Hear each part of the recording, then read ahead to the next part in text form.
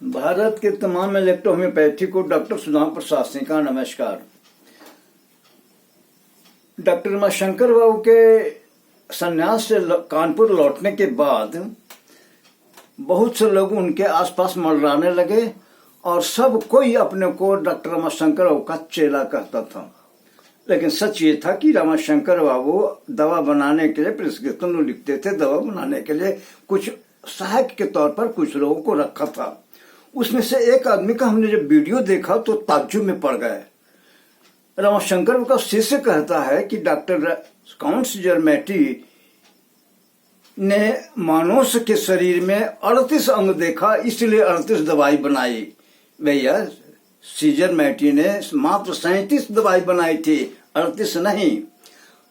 Lace उसने बनाया था, लेकिन भारत के लोगों ने उसको अडॉप्ट नहीं किया या थोरकोस ने उसको अडॉप्ट नहीं किया। उसके लिए 8 पौधे इस्तेमाल किए जाते, 6 पौधे एंटी कैंसरस हैं। आज मैं आपको बताता हूं कि वास्तव में मानव के शरीर के अंग कितने हैं। मानव शरीर के चलाने के लिए इसमें 11 प्रणालियां हैं। एक और प्रणाली है जिसका कोई अंग नहीं है, वह प्रणाली है इम्यून सिस्टम। इम्यून सिस्टम में एक ऐसा प्रणाली है कि जो लिम्फ और ब्लड से ही वो चलता है। इलेक्ट्रो होम्योपैथी का आधार लिम्फ और ब्लड है, इसलिए इम्यून सिस्टम के लिए अलग से शरीर में कोई अंग नहीं है। वो बोन मैरो और थाइमस उसके लिए क्रिया करती हैं, बनाती हैं। तो आज मैं प्रणाली के विषय में बताता हूं। मानव शरीर में मात्र 11 प्रणालियां हैं। पहला है श्वसन प्रणाली। इसके अंगों को आप जानिए कि उसमें कितने अंग हैं। श्वसन तंत्र में कुल 11 अंग हैं। आपको ताज्जुब होगा, फिजियोलॉजी से तो किसी को मतलब है नहीं, कोई काहे को पढ़ेगा एनाटॉमी फिजियोलॉजी। देखिए श्वसन तंत्र में अंग है नाक, मुंह, पैरानेजल, साइनस कैविटी, ग्रसनी, स्वर यंत्र, श्वास नली, ब्रांकाई, फेफड़े, डायफ्राम। मात्र 11 अंग हैं उसके। और अब पाचन तंत्र और श्वसन तंत्र में हम आ जाते हैं। उस प्रणाली में दांत, जीभ, लार ग्रंथि, अन्न नली, पेट, यकृत, पित्ताशय, अग्नाशय, छोटी आंत, बड़ी आंत, मलाशय और रेक्टम। इसमें 12 अंग हैं। अब 12 अंग की दवाइयां 37 में घुस जाएगा, जोड़िए तो 23 यही हो गया। उसके बाद हम आते हैं परिसर्जन तंत्र। परिसर्जन तंत्र के 5 अंग हैं। पहला है रक्त, दूसरा है हृदय, तीसरा है धमनियां, चौथा है शिराएं और 5वां है केशिकाएं, कैपिलरीज।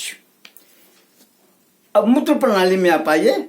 मूत्र प्रणाली के 4 अंग हैं। गुर्दे हैं, मूत्र नली है, मूत्राशय है और मूत्र मार्ग है।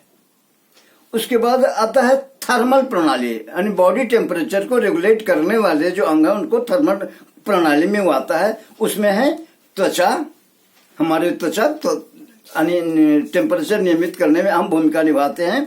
उसके बाद है बाल, बहिस्रावी ग्रंथियां, वसा और नाखून। इसमें 5 अंग हैं। अब कंकाल प्रणाली की ओर आते हैं। यह 6ठा प्रणाली मैं प्रणाली बताता रहा हूं। अस्थियां हैं, उपास्थियां हैं, लिगामेंट्स हैं, टेंडन्स हैं। इसके 4 अंग हैं। चारों अंग मिला करके अब 41 अंग अब तक यही हो गए। उसके बाद है मांसपेशिया प्रणाली में मैं आता हूं। मांसपेशिया में है कंकाल पेशियां, चिकनी पेशियां, हृदय की पेशियां। 3 तरह के अंग इसमें हैं। अब उसके बाद हम आते हैं अंतःस्रावी ग्रंथियां। अंतःस्रावी सिस्टम एक है जिसके तहत आता है हाइपोथैलेमस। अंतःस्रावी ग्रंथियों में pituitary, pineal glands, parathyroid, thyroid, suprarenal glands, वृखंड, अंडकोश जिसको कहते हैं, ओवरी, ये 8 अंग मिलकर होते हैं। अब आते हैं लसिका तंत्र में, लिम्फेटिक सिस्टम।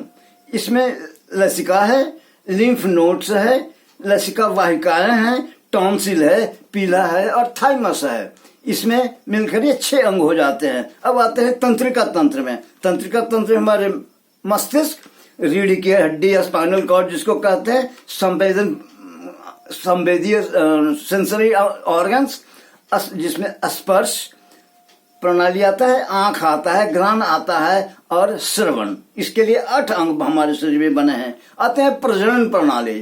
प्रजनन प्रणाली में गर्भाशय, योनि, स्तन ग्रंथियां, लिंग, वृकन, वास डिफरेंस, वीर्य पुट्टिका, प्रोस्टेट, 8 अंग मिलके बनते हैं। अब सब जोड़ जब हमने जोड़ा तो आते हैं 74 अंग। और दवाइयां कितनी? 37। और गाने वाले गा रहे हैं कि 38 अंग है, वो गिनाए हैं कि 38 अंग कहाँ है। हाँ, एक प्रणाली में छोड़ रहा हूँ जो इम्यून सिस्टम के पहले कर दिया।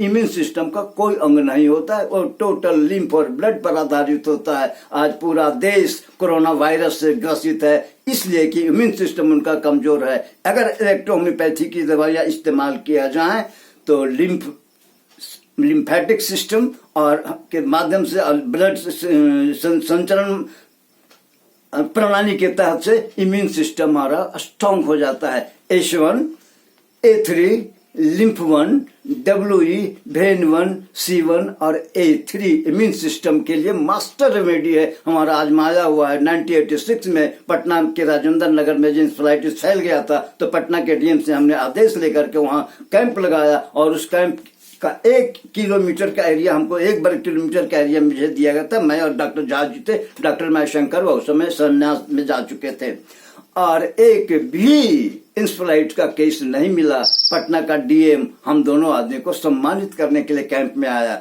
भाई इसी तरह अगर आप लोग भी अंग के हिसाब से मेडिसिन जानना चाहेंगे तो ज्यादा उचित होगा। यहाँ तो वीडियो देख देख के नुस्खा लोग नोट कर रहे हैं कि ब्रोंकाइटिस का ये है, गैस्ट्राइटिस का ये नुस्खा है, तो लिम्फेटाइटिस का ये है, तो सनोवाइटिस का ये है, सल्वाइटिस का ये नुस्खा। भैया नुस्खा नहीं चलता, होम्योपैथी नहीं है। यहाँ नुस्खा रट के आप इलेक्ट्रोपैथी प्रैक्ट कर लें, नहीं होगा। इसके लिए आपको cytology, biochemistry, physiology, anatomy, homeostatic mechanism पढ़ना ही होगा।